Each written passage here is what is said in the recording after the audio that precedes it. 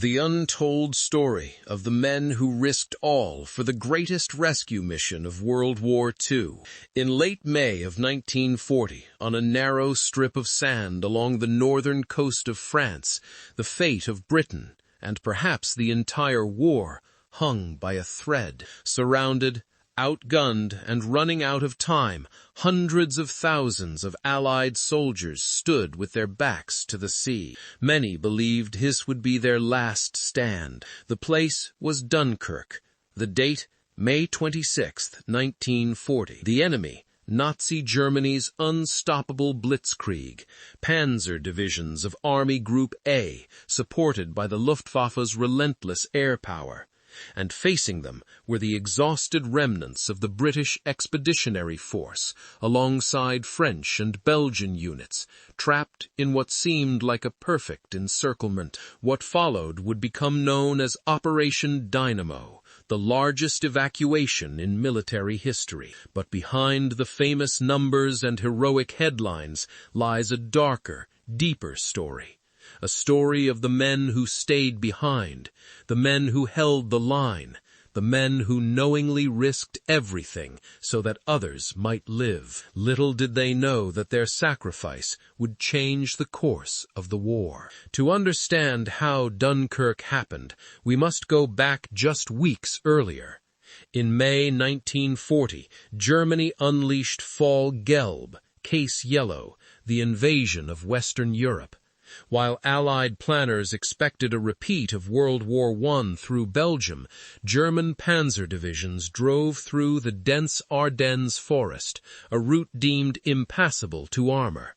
They crossed the Meuse River near Sedan on May 13th and shattered the French defensive line. By May 20th, General Heinz Guderian's 19th Panzer Corps reached the English Channel at Abbeville. The Allied armies in Belgium, nearly 400,000 men, were cut off from the rest of France.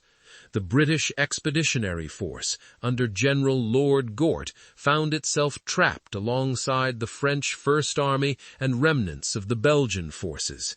As German armor closed in from the south and west, the Allied troops began a fighting withdrawal toward the only possible escape route, the port of Dunkirk. The terrain was flat, low-lying, crisscrossed with canals and drainage ditches.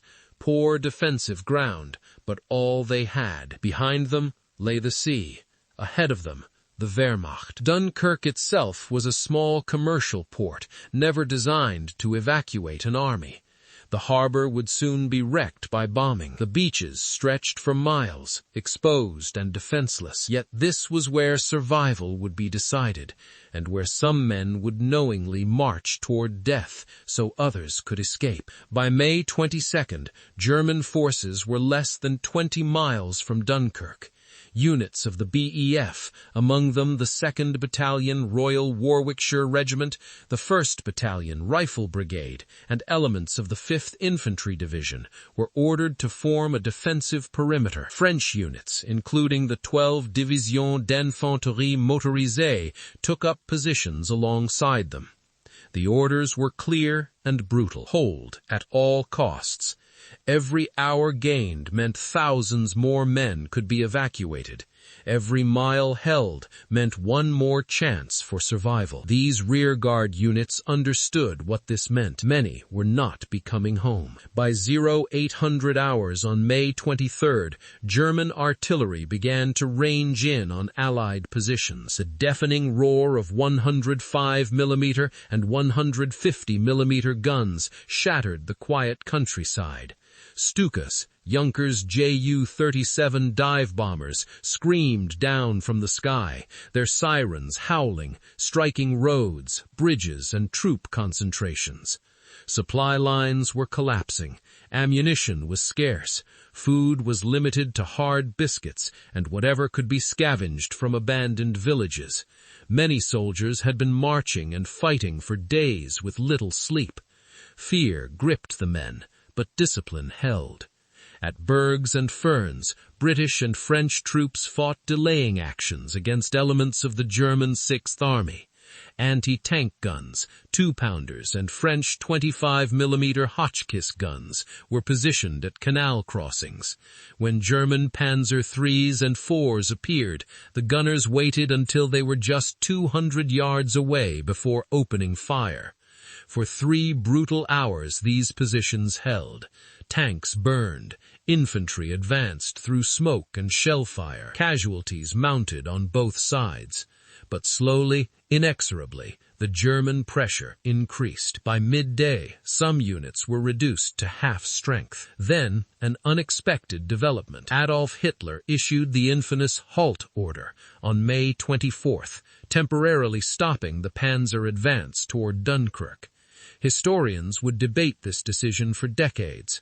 For the men on the ground, it was a brief, fragile reprieve, nothing more. The Luftwaffe filled the gap.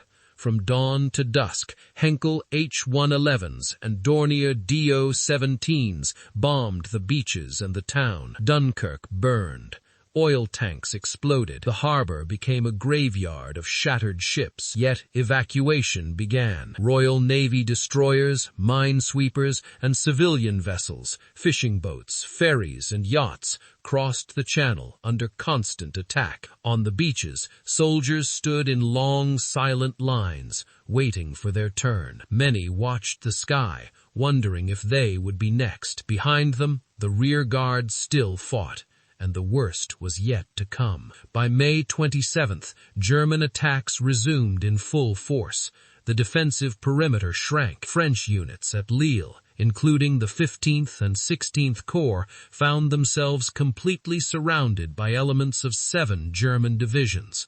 They fought on regardless, fully aware that no evacuation awaited them. In the village of Wormhout, men of the Royal Warwickshire Regiment and the Cheshire Regiment were overrun after exhausting their ammunition. Some would later be murdered by SS troops, a grim reminder of the war's brutality. On the Dunkirk perimeter, British engineers blew bridges and flooded low ground to slow the advance.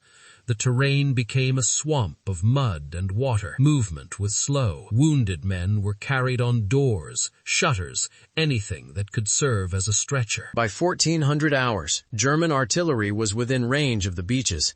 Shells burst among waiting troops. Men scattered, then reformed their lines. Discipline held under fire. Fear was everywhere, but so was determination. The Luftwaffe intensified its attacks. The bitter smell of cordite and burning oil filled the air. The roar of aircraft engines drowned out shouted orders. Ships were hit and sunk just offshore. Survivors swam through fuel-slicked water, some never making it back. By May 29th, evacuation numbers climbed, 47,000 men in a single day, but at a terrible cost. Rearguard units were being crushed. French Admiral Jean-Marie Abriel ordered his men to continue fighting so the British could escape. It was a decision that weighed heavily, but one made in grim solidarity. In the town of Dunkirk itself, street fighting erupted. Snipers fired from shattered buildings. British and French troops fought house to house, buying minutes, then seconds. Ammunition ran dry. Bayonets were fixed. Many knew this was the end. Letters were written and left behind. Personal effects were discarded. Some soldiers carved their names into walls. Against impossible odds, they continued to resist. On the night of May 31st, the final defensive line was established just outside Dunkirk. The men holding it knew they would not be evacuated. Their mission was simple: hold until the last boat sailed. The turning point did not come from a single charge or dramatic breakthrough. It came from endurance, from men refusing to collapse, from officers and NCOs holding shattered units together through sheer force of will. On June 1st, under cover of darkness, the Royal Navy increased evacuation efforts. Destroyers like HMS Keith and Basilisk ran the gauntlet. Casualties were severe, but the flow continued. Meanwhile, French forces around Dunkirk launched local counterattacks, small, desperate actions designed not to win ground, but to confuse and delay the enemy.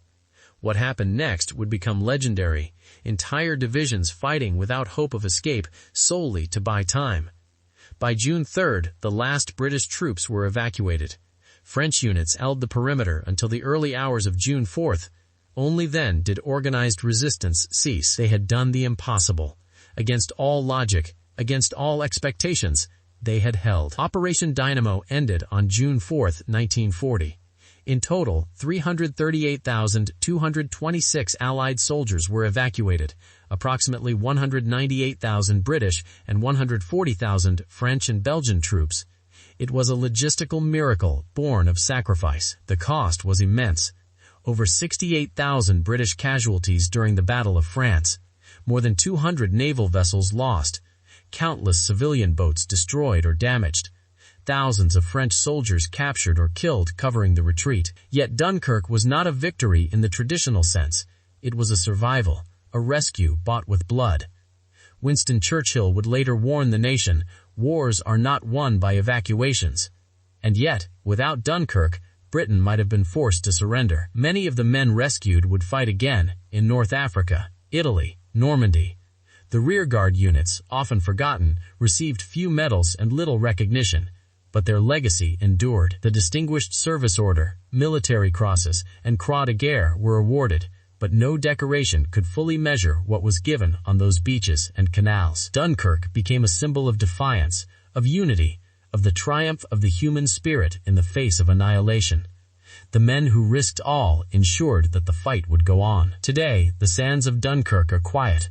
The sea has erased most traces of what happened there.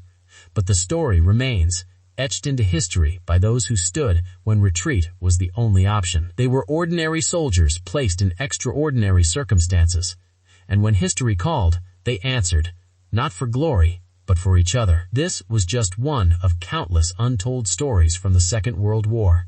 Subscribe to WWII Records as we continue to bring these forgotten chapters of history back to life.